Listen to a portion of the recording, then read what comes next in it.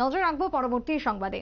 অতীতে অধ্যাপকদের কাজের দায়িত্ব প্রদান, অধ্যাপকদের বেতন বৃদ্ধি সহ একাধিক দাবিতে উচ্চশিক্ষা দপ্তরের অধিকর্তার নিকট ডেপুটেশন প্রদান এবং তার সাথে শিক্ষা দপ্তরের সামনে ধর্ণা এক প্রকার পরিলক্ষিত হলো। আগরতলা শিক্ষা ভবন চত্বরে এই ধর্ণা এবং যারা ধর্ণায় রয়েছেন তাদের ক্ষেত্রে যে দাবি উঠে আসছে, অল ত্রিপুরা গেস্ট লেকচারার অ্যাসোসিয়েশনের পক্ষ থেকে কাজের দায়িত্ব প্রদান করতে হবে অধ্যাপকদের, অতিথি অধ্যাপকদের সেই দায়িত্ব দিতে হবে, অধ্যাপকদের বেতন বৃদ্ধি করতে হবে।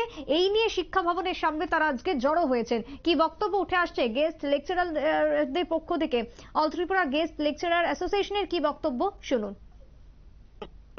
দেখুন, আমরা প্রত্যেক বছর উচ্চশিক্ষায় শিক্ষিত হয়ে আমরা প্রত্যেক বছর ইন্টারভিউ দিতে বাধ্য হচ্ছি। তো আমরা কেন প্রত্যেক বছর ইন্টারভিউ দিতে যাব? এবং যে এনইপি বা কলেজগুলি আমাদের দ্বারাই চলছে এবং আমাদের মাধ্যমে কলেজের এ রাজ্যের উচ্চশিক্ষা ব্যবস্থা টিকে রয়েছে। তো এ রাজ্যের স্বার্থে এ রাজ্যের উচ্চশিক্ষা ভবিষ্যতের কথা চিন্তা করে আমাদের স্থায়িত্বকরণ পাশাপাশি আমাদের পার ক্লাস মাত্র 500 টাকা দেওয়া হচ্ছে। বছরে 90টা ক্লাস, কাউকে 70টা ক্লাস দেওয়া হচ্ছে। 70টা ক্লাস হলে 35,000 টাকা। একটা মানুষ আজকের দিনে অতিথি অধ্যাপক হয়ে 35,000 টাকা দিয়ে বাঁচতে পারে। আমাদের ওই টাকার পরিমাণ বৃদ্ধি এবং স্থায়িত্বকরণ, প্রতি মাসে স্যালারি, ওই সমস্ত দাবি দেওয়া নিয়ে আজকে আমরা হায়ার এডুকেশনে যে ডাইরেক্টর রয়েছেন ওনার সাথে দেখা করতে এসেছি। মূলত আমাদের দাবি না পূরণ না হলে আমরা আগামী দিনে বৃহত্তর আন্দোলনে যেতে বাধ্য হবো। রাজ্যের সাথে আমরা বিশ্বাস করি, রাজ্যের সরকার বিকাশের সরকার আমাদের দাবি পূরণ করে আমাদের স্টেট এডেড প্রফেসর হিসেবে নিয়োগ করে রাজ্যের উচ্চশিক্ষাকে আরো ত্বরান্বিত করবে। আপনাদের কতজন আছে এরকম? আমরা প্রায় 300 উপরে আছি সমস্ত কলেজে, এবং আমরাই কলেজগুলো শিক্ষা ব্যবস্থাকে টিকিয়ে রেখেছি রাজ্যের। এবং আমরাই দেখুন দিন রাত আমরা খেটে যাচ্ছি, আমরা রাত্রে হোক দিনে হোক আমরা কোনো নির্দ্বিধায় আমরা কলেজ যাচ্ছি, কলেজ চালাচ্ছি, কিন্তু মাস হলে আমাদের বেতন নেই। সারা মাসে 3,500 টাকা, কোনো মাসে 2900 টাকা, কোনো মাসে এরকম আসে। 3,000 4,000 বেশি আমরা যাই না। পরের বছর থাকবো কিনা এটার কোনো নিশ্চয়তা নাই।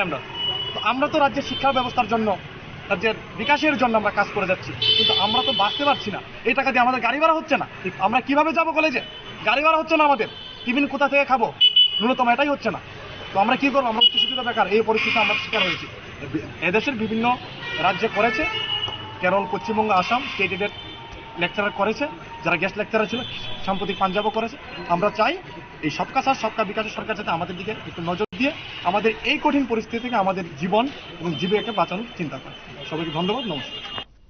আপনারা শুনলেন সংশ্লিষ্টের বক্তব্য। বেশ কিছু দাবি দেওয়া রয়েছে, সেই দাবিকে সামনে রেখেই আজকে তাদের এই ধর্ণা এবং এই আন্দোলন।